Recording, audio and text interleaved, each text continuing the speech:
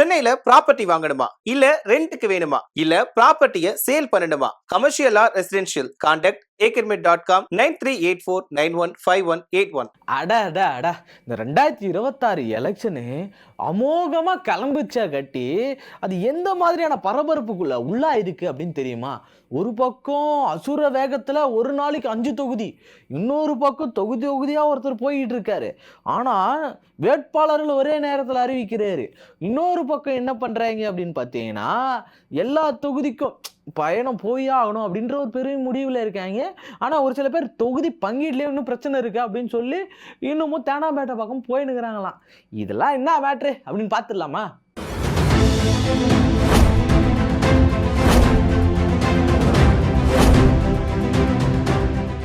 வணக்கம் ஃப்ரெண்டோச் மக்களே. இது நம்ம என்னங்க சார் உங்கள் சட்டம் அப்படின்னு கேட்குற மாதிரி இவங்க எல்லாருமே இந்த அரசியல் களத்தை பயன்படுத்திக்கிட்டு இருக்காங்க. ஏன்னா எது பண்ணாலும் இப்போ அரசியல் அப்படின்னு இருக்கிற இந்த சூழலில் விஜய் அவர்களை நம்ம வந்து பாராட்டலாம். எப்பேற்பட்ட அரசியல் பண்ண சூழல் கிடைச்சாலும் அவர் அரசியலே பண்ணாமல் இருக்காரு. சினிமா தான் நடிக்கிறாரா அப்படின்னு நீங்கள் கலாய்க்கிறீங்களான்னு கேட்பீங்க.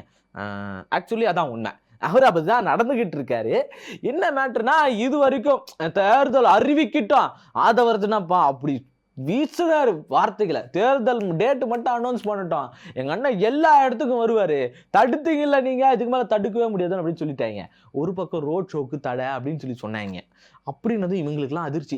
என்னையா அது இப்படிலாம் அதிர்ச்சி ஆகிட்டாங்களே, இப்போ என்ன பண்ணுறது அப்படின்னு யோசிச்சுட்டு போதெல்லாம் ஓகே. ஆனால் ஒரு 3000 பேருக்கு தான் அனுமதி அப்படின்னு சொல்லிட்டாங்க.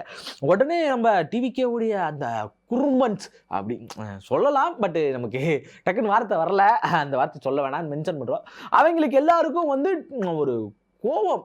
என்னன்னா, எப்படி 3000 பேர் எங்கள் தலைவரை பார்க்க நாங்கள் அவ்வளோ பேர் வருவோம், அதெல்லாம் சொல்லக்கூடாதுங்க அப்படின்னு சொல்லியிருக்காரு.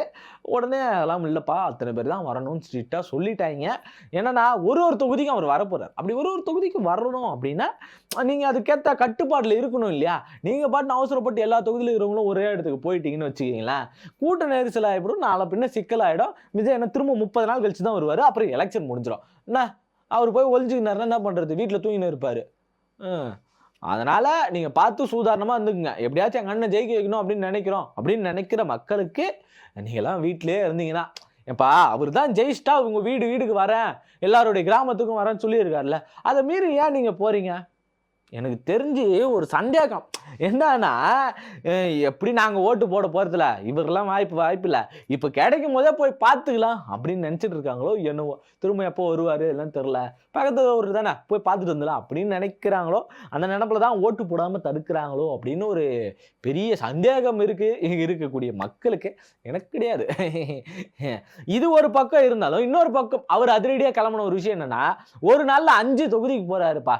காலையில் ஆரம்பிக்கிறார், 10 மணிக்கு ஆரம்பிக்கிறார், சாப்பிட்டு குளிச்சுட்டு வந்து விபூதிலாம் அடிச்சுக்கின்னு அடிக்கிறாரா இல்லையா தெரில, அடிச்சுட்டு வந்து அவர் காலைல ஆரம்பிக்கிறாரு 10:30 மணிக்கு. அவரோட தொகுதின்னு சொல்கிறாங்க. இப்போதைக்கு பெரம்பூர் தொகுதியில் விஜய் போட்டிடுறதுன்னு சொல்லியிருக்காங்க இல்லையா?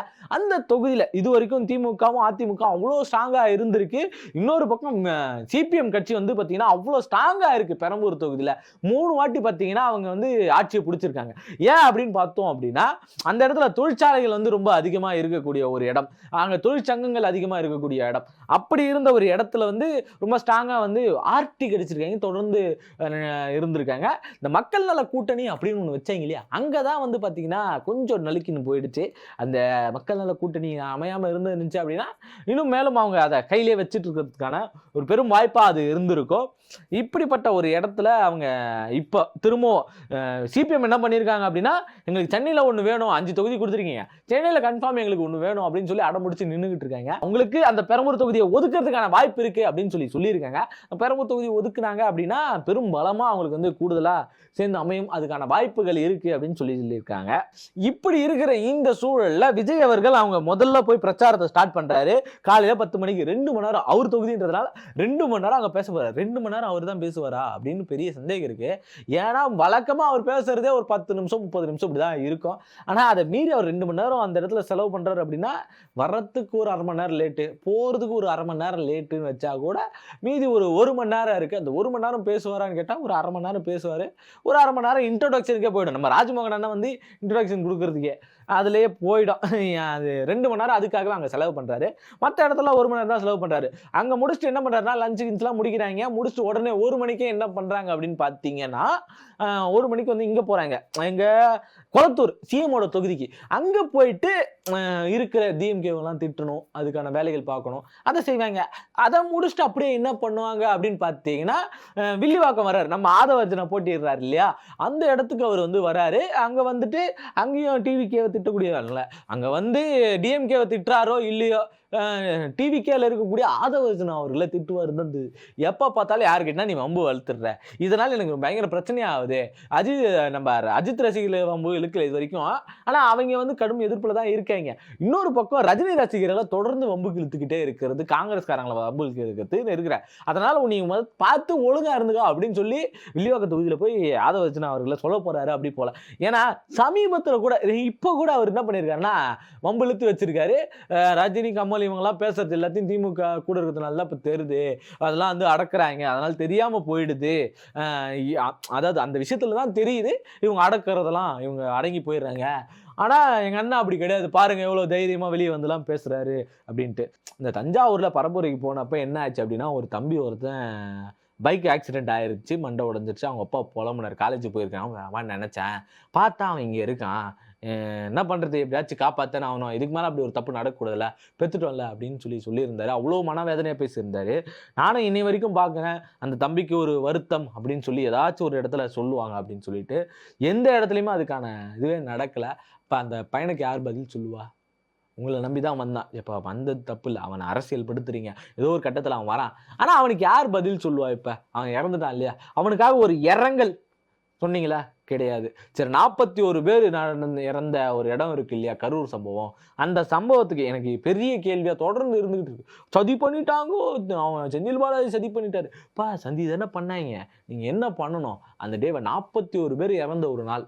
அப்ப அதுக்கு நீங்க என்ன பண்ணிருக்கணும் அப்படின்னா, அந்த டேவை கருப்பு தினமா அறிவிக்கணும்னு சொல்லி இன்னைக்கு ஒரு போராட்டம் நடத்திருக்கணும். அதை தாண்டி அவங்க இறந்தவங்க எல்லாருக்கும் வந்து உங்க கட்சி சார்பில் ஒரு இரங்கல் கூட்டம், வீர மரணம் அடைந்தவர்கள் தியாகிகள் அப்படின்னு சொல்லி நீங்க பட்டம் கொடுத்துருக்கோம். ஏன்னா இந்த சதியில தான் அவங்க இறந்தாங்க. அது உண்மை தானே? அப்படி உண்மைனா அதை நீங்க செஞ்சிருக்கணும் இல்லையா? இப்ப இந்த அரசியல் உங்களுக்கு தெரியல அப்படின்னு நாங்க எடுத்துக்கிறதா, இல்ல அங்க நடந்தது உண்மையிலே ஆக்சிடென்ட் அப்படின்னு நாங்க எடுத்துக்கிறதா? ஏன்னா எங்களை பொறுத்தவரையிலும் அது நடந்த உண்மையிலே ஆக்சிடென்ட். நீங்க சொன்ன மாதிரி ப்ரீ பிளான்டு மர்டர்னாலும் அந்த மர்டருக்கு உண்மையான ரீசன் என்ன அப்படின்னா, ஒரு 7 மணி நேரம் தாமதமா வர ஒருத்தரை தோ வந்துட்டு இருக்காரு, தலைவாரினுங்கிறாரு அப்படின்னு சொல்லி சொன்னாங்க இல்லையா, அவங்க தான் அதுக்கான காரணம். சரி, நம்ம இந்த மேட்ருக்கு, எலெக்ஷன் மேட்ருக்கு வருவோம்.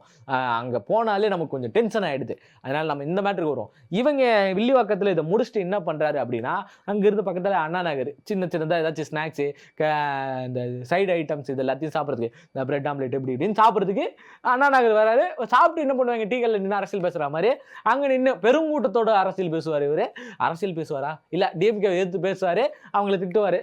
அதை ஒரு பக்கம் சொல்லிட்டு அங்கிருந்து என்ன பண்ணா ஸ்ட்ரெயிட்டா விருகம்பாக்கம் போறாரு. விருகம்பாக்கத்துல இருக்கிற எல்லா பிரச்சனைகளையும் பேசிட்டு, அதாவது டிஎம்கேக்கும் அவங்களுக்கு இருக்கக்கூடிய பிரச்சனைகளை பேசிட்டு, அதுக்கப்புறம் பனையூர் போறாரு. பனையூர் கூட இல்லப்பா, நீலாங்கரை போறாரு. அங்கிருந்து ஸ்ட்ரெயிட்டா முடிச்சாச்சா அப்படின்னு சொல்லிட்டு நீலாங்கரை கிளம்பி போறாரு.